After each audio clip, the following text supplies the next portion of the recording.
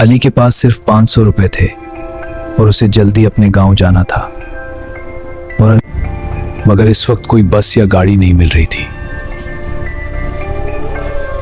अचानक दूर से एक पुराना रक्षा आहिस्ता आहिस्ता उसकी तरफ आने लगा। रक्षा वाला अजीब सा आदमी था। उसकी आंखें बहुत खौफनाक लग रही थी। कहां जाना है?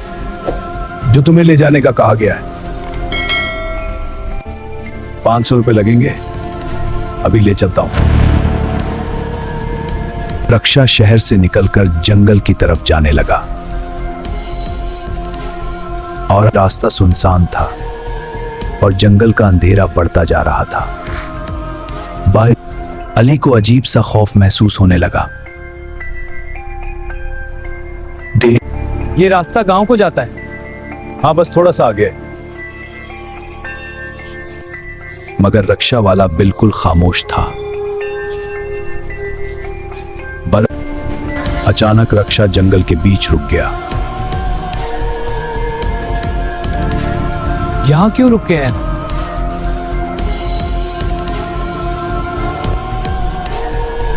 ये मेरा आखिरी सफर नहीं, ये तुम्हारा आखिरी सफर है। अली खौफ से चीखकर जंगल में भागने लगा। वो अंधाधुंध जंगल में दौड़ रहा था। अचानक उसे एक पुराना मजार नजर आया। वो फौरन मजार के अंदर छुप गया। डरो मत बेटा, वो इंसान नहीं, एक बदरूह है।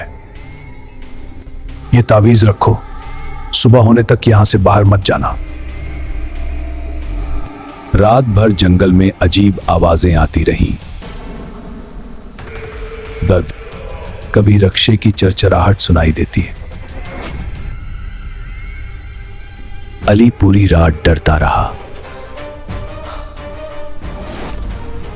सुबह की पहली अजान के साथ ही अंधेरा खत्म होने लगा। जब अली बाहर निकला तो वहां कोई नहीं था। सिर्फ जमीन पर पड़े थे पुराने 500 रुपए। गांव वालों ने बताया 20 साल पहले यहां एक रक्षा वाला मर गया था। कहते हैं वो आज भी मुसाफिरों को बुलाता है। 500 रुपए दो, मैं तुम्हें मंजिल तक छोड़ दूंगा। मगर जो उसके साथ जाता है, दो, वो कभी वापस नहीं आता। कभी अली आज तक वो रात याद करके कांप उठता है।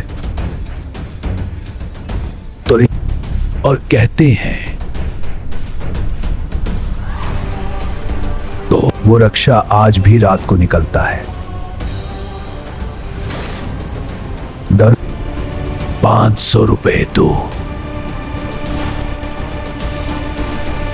मैं तुम्हें मंजिल तक छोड़ दूंगा। और जो इस रक्षे में बैठ जाए वो कभी वापस नहीं आता।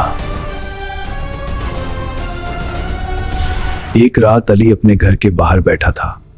हवा आहिस्ता आहिस्ता चल रही थी। अचानक दूर सड़क से एक आवाज आई। वही रक्षा सड़क के किनारे खड़ा था और उसमें ड्राइवर नहीं था, सिर्फ एक पुराना आईना लगा हुआ था। अली आहिस्ता आहिस्ता सड़क की तरफ गया और जो उसने देखा, आईने में इसका अपना चेहरा नहीं था, बल्कि वही सुर्ख आंखों वाला रक्षा वाला था। अचानक रक्षे के पीछे से एक आवाज आई, अब तुम ही अगले ड्राइवर हो। जमीन पर पड़ा 500 रुपए का नोट खुद ब खुद रक्षे के अंदर उड़कर चला गया और रक्षा आहिस्ता आहिस्ता चलने लगा और अली को ऐसा लगा जैसे कोई गैर नजर आने वाली ताकत उसे खींच रही है और वो रोकने की कोशिश कर रहा था, मगर उसके कदम खुद ब खुद रक्षे की तरफ बढ़ रहे थे। जैसे ही वो रक्षे के पास पहुंचा, दरवाजा खुद ब खुद खुल गया। अगली सुबह गांव वालों ने देखा, अली कहीं भी नजर नहीं आ रहा था। अली, कहाँ हो? इधर नहीं। मगर रात को जंगल के पास फिर रक्षे की आवाज सुनाई देने लगी। एक दिन गांव का नौजवान हसन शहर से वापस आ रहा था। रात के तकरीबन 12 बजे वो जंगल के करीब अचानक उसे सड़क के किनारे एक रक्षा खड़ा नजर आया। अरे ड्राइवर ने आहिस्ता कहा, कहाँ जाना है? 500 रुपये छोड़ दूंगा। हसन ने पहले तो इनकार किया, मगर रास्ता लंबा था और कोई और गाड़ी नहीं थी। वो रक्षे में बैठ गया और रक्षा आहिस्ता आहिस्ता जंगल के अंदर जाने लगा। कुछ देर बाद हसन को अजीब सा एहसास हुआ। ड्राइवर कोई और नहीं, अली था। अब मैं अली नहीं, मैं इस जंगल का मुहाफिज हूं। अचानक रक्षा जंगल के बीच एक पुराने मकाम पर रुक गया, वही जगह जहां अली पहली बार बदरूह से मिला था। हर रूह को आजादी के लिए एक और रूह चाहिए। हसन डर के मारे भागने लगा। उसी धोई में से एक और पुराना चेहरा जाहिर हुआ। अचानक जंगल में खौफनाक चीख गूंजी और फिर सब खामोश हो गया।